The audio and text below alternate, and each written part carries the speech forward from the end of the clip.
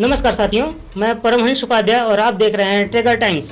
वो पार्टी जो देश की सबसे बड़ी पार्टी थी, जिसने इस देश पे दशकों तक शासन किया। 2023 तक देखा जाए तो इस पार्टी ने केवल 2 राज्यों में अपनी दम पे सरकार बना रखी थी और आज 6 राज्यों में फिलहाल इनकी सरकार है और इनमें से 3 राज्यों में अपने बल पे और बाकी 3 राज्यों में गठबंधन की सरकार है। वह पार्टी जिसमें नेहरू जी ने दमखम भरा, लाल बहादुर शास्त्री ने मजबूती प्रदान की, वो पार्टी जिसने इंदिरा गांधी के रूप में पाकिस्तान को 2 टुकड़े में बांट दिया, इमरजेंसी उसके पीछे लगी रही।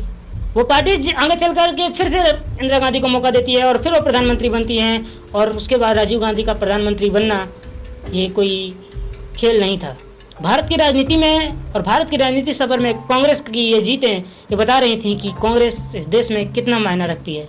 कांग्रेस की ये जीत इतनी प्रभावशाली होती थी कि राजीव गांधी ने आज तक कोई ऐसा प्रधानमंत्री नहीं हुआ, इवन नेहरू जी ने भी कभी राजीव गांधी के बराबर सीटें नहीं जीती थी। तो ऐसा क्या हुआ कि कांग्रेस दिन प्रतिदिन नीचे आती गई? ऐसा कुछ तो हुआ होगा। क्या राहुल गांधी 2009 में प्रधानमंत्री बन सकते थे? क्या मनमोहन सिंह को 2009 में प्रधानमंत्री बना देना कांग्रेस की सबसे बड़ी भूल रही? लेकिन एक कांग्रेस है, फिर से आगे बढ़ती है और आज और 2019 में जो केवल मात्र 40 सीटें जीत कर आई थी, इस बार 100 सीटें अपने दम पे जीत के लाई है। कांग्रेस की 100 सीटें ये बताती है कि राहुल गांधी ने कांग्रेस की लोकप्रियता को गिरने नहीं दिया और देश में कब से एक कॉन्स्टिट्यूशन पद जो खाली था नेता विपक्ष का, वो भर जाता है और राहुल गांधी बनते हैं नेता विपक्ष। ये कहानी 2013 से शुरू होती है। 2009 में मनमोहन सिंह प्रधानमंत्री बनते हैं। मनमोहन सिंह का नाम मनमोहन सिंह रखा जाता है कि वो बोलते नहीं हैं और जबकि वो हर विदेशी यात्रा के बाद प्रेस कॉन्फ्रेंस करते थे। मोदी जी ने आज तक प्रेस कॉन्फ्रेंस नहीं की। मोदी जी जब प्रेस कॉन्फ्रेंस के लिए आए भी तो उन्होंने सारे जवाब अमित शाह से दिलवाए और बताया कि हमारी पार्टी की नीति है कि अध्यक्ष ही प्रेस कॉन्फ्रेंस करता है। प्रधानमंत्री मोदी का प्रेस कॉन्फ्रेंस न होना और क्या मोदी जी अब प्रेस कॉन्फ्रेंस करेंगे कभी, ये तो सवाल के घेरे में है। लेकिन मनमोहन सिंह आते थे और प्रेस कॉन्फ्रेंस करते थे, मीडिया के सवालों का जवाब देते थे, लेकिन अब के प्रधानमंत्री में देखने को नहीं मिलता। प्रधानमंत्री हालांकि मन की बात करते हैं, वो इंटरव्यूज़ देते हैं, लेकिन वो उनको देते हैं जो शायद वही सवाल पूछते हैं जो प्रधानमंत्री की छवि को और बड़ा दिखाने का काम करते हैं। शुरुआत होता है 2010 से। 2010 से कांग्रेस की घोटालों की लिस्ट चलने लगती है और फिर आगे चल के कहीं ओलंपिक घोटाला। हालांकि अभी जजमेंट आया, किसी मीडिया ने इस चीज़ को कवर नहीं किया कि राहुल गांधी की पार्टी कांग्रेस का ओलंपिक घोटाले में कोई सबूत नहीं मिला है। अभी ये जज ने फैसला दिया कि जी हाँ, कांग्रेस के पास कांग्रेस के खिलाफ कोई ऐसी सबूत नहीं मिली है कि ओलंपिक में घोटाला हुआ है। ये ऐसा नहीं है कि ये जजमेंट कांग्रेस की सरकार में आई है, ये जजमेंट बीजेपी गवर्नमेंट में आई है, लेकिन मीडिया ने इसको कवर नहीं किया।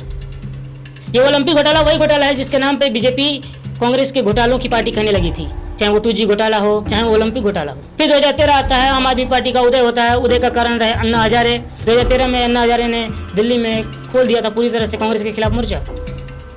वहाँ पे लोकपाल और लोकायुक्त की मांग को लेकर के अन्ना हजारे भूख हड़ताल तक पे बैठ गए और कांग्रेस के भ्रष्टाचारों के बारे में बताने लगे।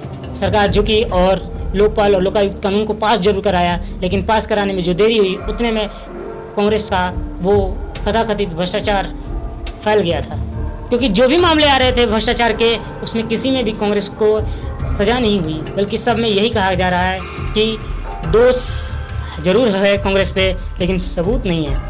ये तो वही बात हो गई कि मेरे घर के बगल में किसी की सरकारी नौकरी लगने वाली है और मुझे पता चला तो मैंने FIR करा दिया। फिर FIR होने के कारण उसे सरकारी नौकरी से वंचित रहना पड़ा, वो कोर्ट घूमता रह गया।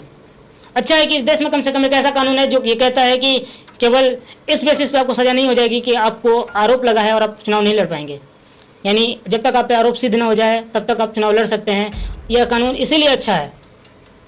कई बार इसके निगेटिव इम्पैक्ट देखने को मिलते हैं, लेकिन अगर आप सोचिए कांग्रेस पार्टी चुनाव ही नहीं लड़ पाती अगर केवल ये मैटर होता कि कांग्रेस पार्टी ने घोटाला किया है। राहुल गांधी के अथक प्रयास ने कांग्रेस को फिर से आगे लाके खड़ा कर दिया है। हो सकता है 2029 का चुनाव बड़ी टक्कर का चुनाव हो, क्योंकि इस बार कांग्रेस ने 100 सीटें जीती। 100 सीटें कांग्रेस के लिए कम नहीं है। नेता विपक्ष बनाने में ये 100 सीटों का बहुत बड़ा योगदान रहा। और जैसा कि राहुल गांधी ने मेहनत की, चाहे वो न्याय यात्रा हो, भारत न्याय यात्रा, भारत जोड़ो यात्रा, उन्होंने मोहब्बत की दुकान की बात की।